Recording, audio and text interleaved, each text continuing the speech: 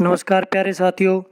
आ- आज हम आपके सामने लेके आए हैं हिंदी की व्याकरण का एक बहुत ही महत्वपूर्ण विषय जिसका नाम है संधि।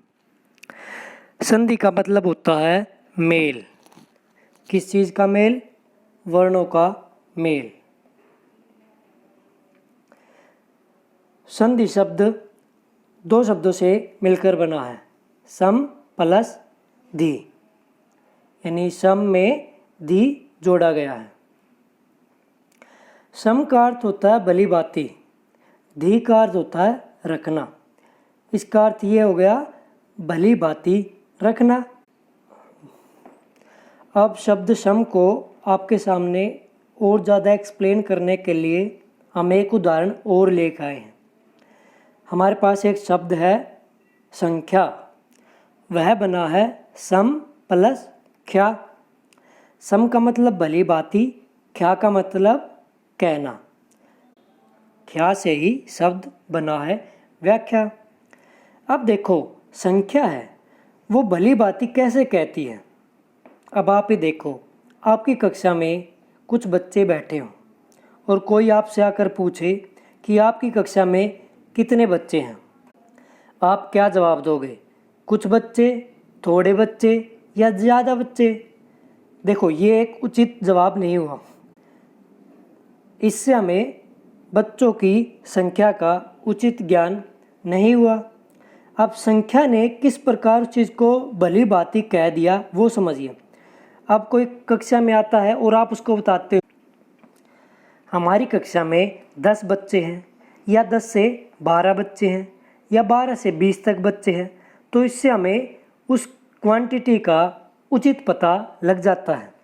तो इसी प्रकार संख्या बना है सम प्लस ख्या। सम का मतलब भली भांति, ख्या का मतलब कहना, तो आपको भली भांति कह देती है संख्या। अब वापस हम संधि पर आ जाते हैं।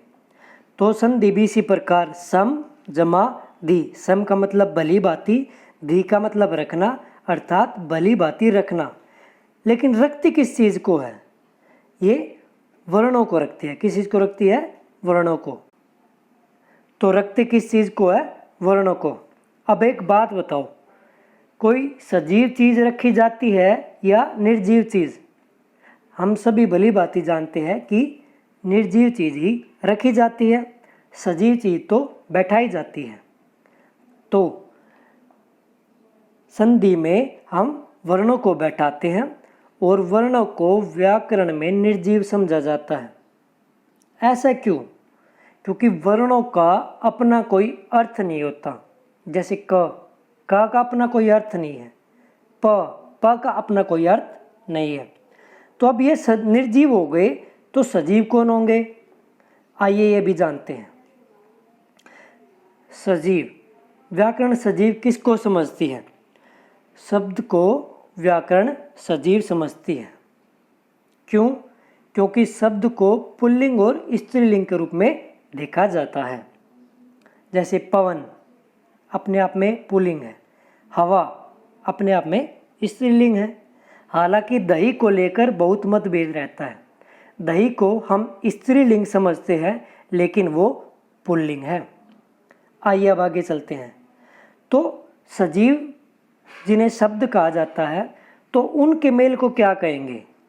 उनके मेल को कहेंगे समास। क्या कहेंगे? समास। समास का अर्थ होता है संक्षेप करना। क्या करना? संक्षेप। अब देखिए, समास भी इसी प्रकार बना है सम जमा आस। सम का मतलब भली भांति, जैसे हम ऊपर जान चुके हैं। आस का अर्थ है बिठाना या बैठाना। आस से ही बना है आसन। आसन किसे दिया जाता है? सजीव चीज़ों को। अर्थात शब्द सजीव है और उनको हम आसन देते हैं और समास में उनको सम्मिलित किया जाता है। अब नोट, एक जानने वाली महत्वपूर्ण बात इस प्रकार है कि संधि का विपरीत होता है विग्रह। देखो, संधि का मतलब जोड़, विग्रह का मतलब अलग करना, और समास का विपरीत होता है व्यास। समास का अर्थ संक्षेप, व्यास का अर्थ फैलाव। ठीक है, अब आगे चलते हैं। संधि मात्र संस्कृत शब्दों में होती है, अर्थात तत्सम शब्दों में, क्योंकि हिंदी में संधि नहीं की जाती। यह संधि तभी की जा सकती है जब वह शब्द संस्कृत भाषा का हो।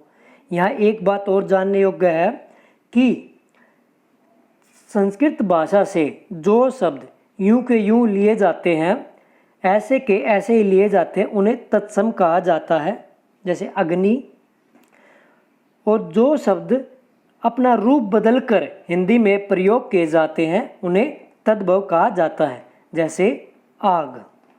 तो हम बस केवल तत्सम शब्दों की ही संधि बना सकते हैं।